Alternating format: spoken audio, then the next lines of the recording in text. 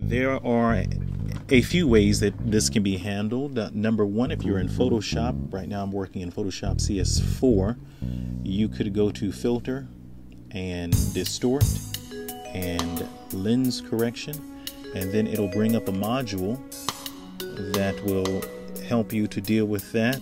Turn the grid off, and you have here chromatic aberration, and then you can adjust it one way or the other to fix whether it's a red cyan fringe or a blue yellow fringe. However,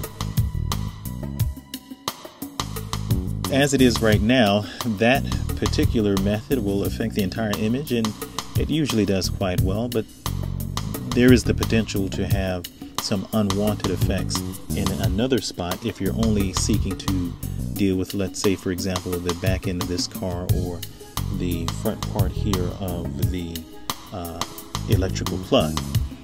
Additionally, you can sometimes run into problems depending on how much memory you're working with, as this seems to tax your processor as well as your RAM. So I'm going to cancel out of that and show you another method that I have found. Let's start with one particular portion. That's the front part of this plug. Now you'll notice right here along the outline where the black goes into the white background, you have a yellow fringing. How can that be corrected easily?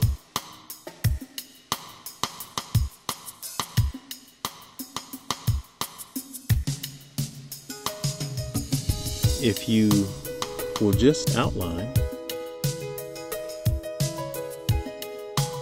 the areas that you want to affect,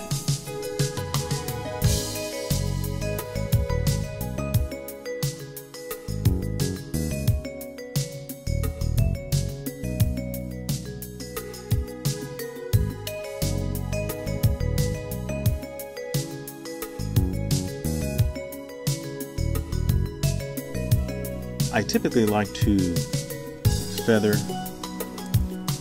just to make sure that if the effect bleeds into something else, it's not a hard edge and it's going to be unnoticeable. Image, adjust, hue saturation. We don't want to operate on the master. Right now we want to operate on yellow, so I go to strictly yellow for the areas that I have selected. Turn down saturation. Over here, lightness, depending on what you want to highlight. Turn that up or down.